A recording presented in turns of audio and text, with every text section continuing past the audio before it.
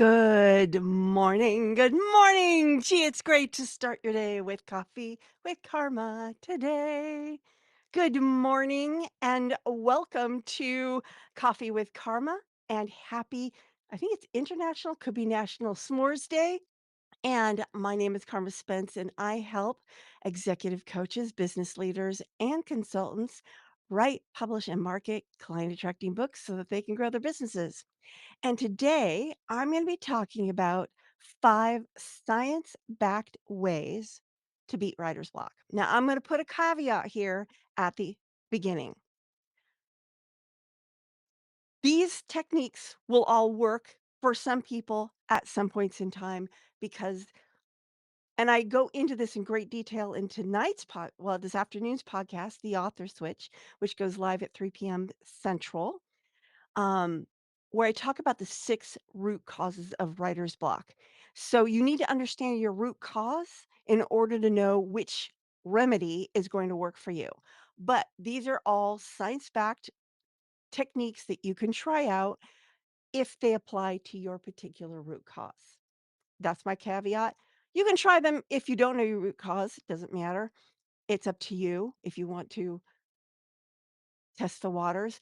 If you want to know what your root cause is, or at least have a better idea, I have a writer's block assessment. You can take that at authorneering. That's authorneering.com/block assessment.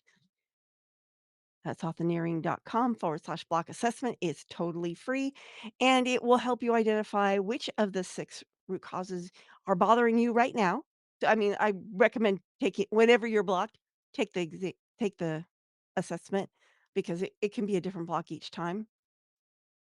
And then if for some reason you are so multi-blocked that it can't identify a specific route, there is an option there where or it says you probably have more than one and schedule a call with me and then I can help you out with that and point you in the right direction and possibly do a deeper dive assessment. Now that that's out of the way, 5 science-backed, research-backed strategies to keep you up your writing momentum whenever you get stuck. Tip number 1, leverage the power of habit stacking. Now, I've been hearing a lot about this particular um, technique, and it works for a lot of things, not just writer's block. It works for any sort of self improvement habit that you're struggling to start. What you do is you stack it onto habits you already have. So, for example, you have a morning routine. You get up, you make your cup of coffee, you take a shower, whatever order it is. Add a new habit to that routine. And after about a month, that should become a regular part of your routine. Research shows that linking new habits to existing ones can increase the likelihood of successfully adopting the new behavior. So, for example, if you are, oh, I already said that. But I actually give a specific if you already have a morning routine, add 15 minutes of writing right after your coffee or breakfast or during your coffee and breakfast. This takes advantage of that established habit to make writing a natural part of your day. There you go. Habit stacking. That doesn't necessarily get you it doesn't necessarily address any specific writer's block, but if you're finding yourself constantly saying, "I don't have that time," or "I can't seem to do this regularly," adding it to this habit will really help. Research-backed tip number 2, focus on deep work. Cal Newport, popularized this idea of deep work because there is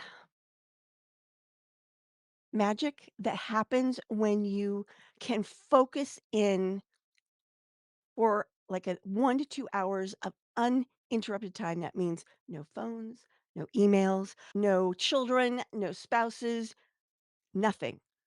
2 hours of focus I think it's 2 hours focus time where you focus on something that is deep work, not answering your emails, not putzing around the house, but deep work, something that makes you really think. And often your book is deep work. So if you can schedule a couple of hours a week, just, like Saturday afternoon, I'm going to go into my office or I'm going to go into the kitchen table or wherever you write your book and tell your family and the people, any other people who happen to be staying at your house, leave me alone for these 2 hours. I am doing deep work or however you want to express it to them. It depends on who they are, how you want to express that.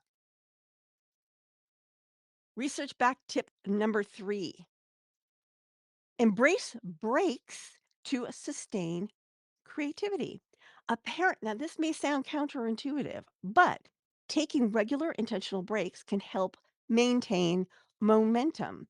Studies suggest that working for too long without a rest can be can actually cause diminishing returns for both focus and creativity, and you kind of need the focus to be creative. So, there was a study where subjects who took breaks generated more ideas, 9.8 ideas on average, compared to a control group that didn't take breaks who only came up with 7.8 ideas. When they basically were asked to come up with uses for a piece of paper. So people who took breaks came up with more uses for a piece of paper than those who did not take breaks, who just plowed right through.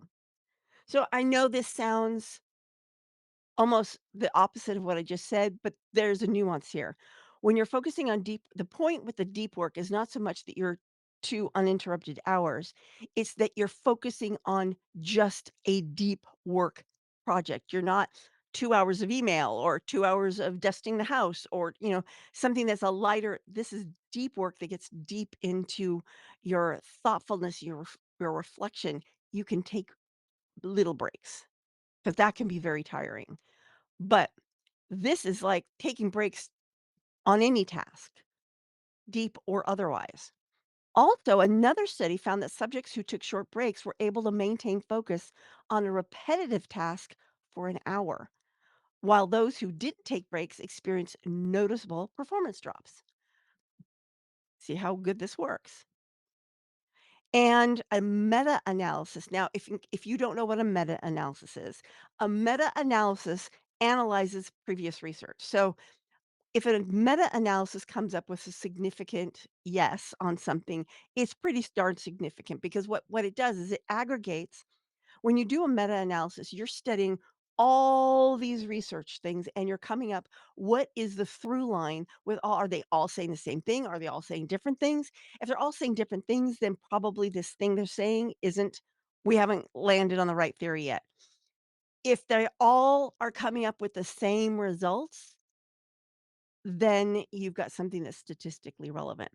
So, a meta analysis found that micro breaks can enhance well being, vigor and fatigue, and performance, especially for clerical or creative tasks.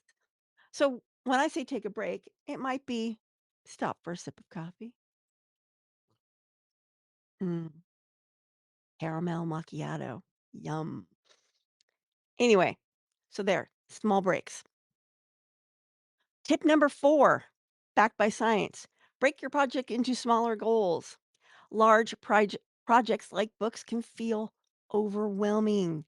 So don't think of it as an entire book. Modularize it. That's why I suggest writing an outline because that's what it does. It breaks your big book into smaller bite-sized chunks that are much more easy to not only write, but also to grasp.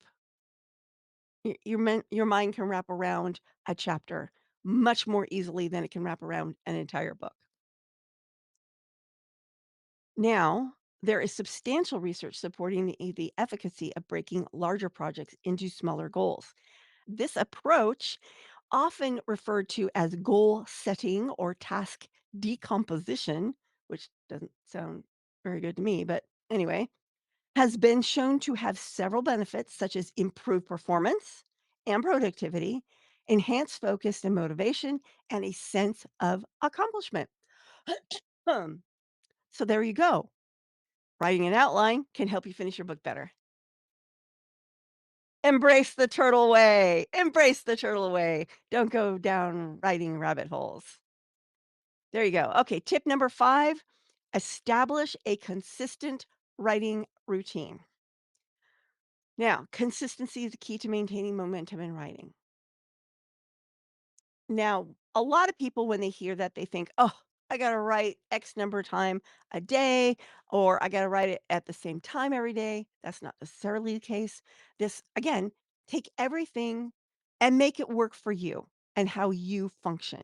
But on habit formation suggests that regular practice, even in small increments, builds long term progress. So if you can fit in 15, 10, 5 minutes a day writing your book, it's better than not doing it at all. And as you do this daily, then you build up the habit. In fact, they found that daily is more effective for more people than weekly or monthly and batching things like that. Cognitive science supports this idea. These two scientists, actually, Ronald T. Kellogg did research in the psychology of writing where he provided evidence that consistent work schedules and writing environments can significantly enhance writing performance. And he noted that a regular routine can restructure the writing process, amplify performance, encourage a state of flow, and alleviate attentional overload, which we just talked about, and trigger a retrieval of ideas and relevant knowledge. That's why I say at least 15 minutes. If you do less just to build up to the 15 minutes, that's fine. But the shorter time you spend on your writing, you're going to spend most of that time trying to remember what you did last time.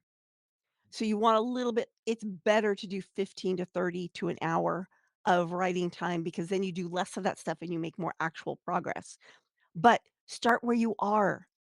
Don't don't go that's that's why you break a book down into an outline, because you can't climb Mount Everest if you can barely climb the stairs, okay? So take it as you can. Another study by Tara Gray showed that scholars who wrote daily and kept records produced 9 times as many pages per year compared to those who wrote in occasional big blocks of time. So there's evidence that writing daily is better than weekly, but writing weekly is better than writing never at all thing. So setting a daily word count or a daily word time can be beneficial to getting your book done. And I understand the struggle. I really do, because I'm working on my next book, The Author Switch. It's all about writer's block. And as I'm doing all this research on writer's block, I found out that I'm blocked. I've been trying to finish up the research for a while now, and I keep finding other things to do. So right now, I'm in the process of I'm trying to move forward while also trying to discover what's the root cause. I highly suspect that a lot of it has to do with all the things that are going on in my life right now, because all of a sudden been a plethora of personal things going on that were completely unplanned. So, that I'm finding that very distracting, but that's okay. We'll get through it. The book just may not get done at the date I had self-imposed. No one's holding me to this date but me, which I should be able to do what I say I'm gonna do, but that's another story altogether. Anyway, I understand the nuances of writer's block, and there are different words that we use to describe it. Some people call it procrastination. Some people call it a writer's block. Some people call it getting stuck. Some people call it, "Gee, I just haven't found enough time." Whatever you call it, it is a form of writer's block, and writer's block is a symptom of something else. I mean, if you're lucky, the something else is a cluttered desk, but a cluttered desk is usually a sign of something else. So I'm just saying, if you can find out what the root cause of your writer's block is, you might actually unlock blocks in every area of your life because there's something that's driving that writer's block. So there you go. I'm gonna get off my little soapbox now. And Wednesday, I will be talking about 5 strategies for building mental toughness in order to finish your book. So there you go. My name is Carma Spence, and I'm saying ciao for now.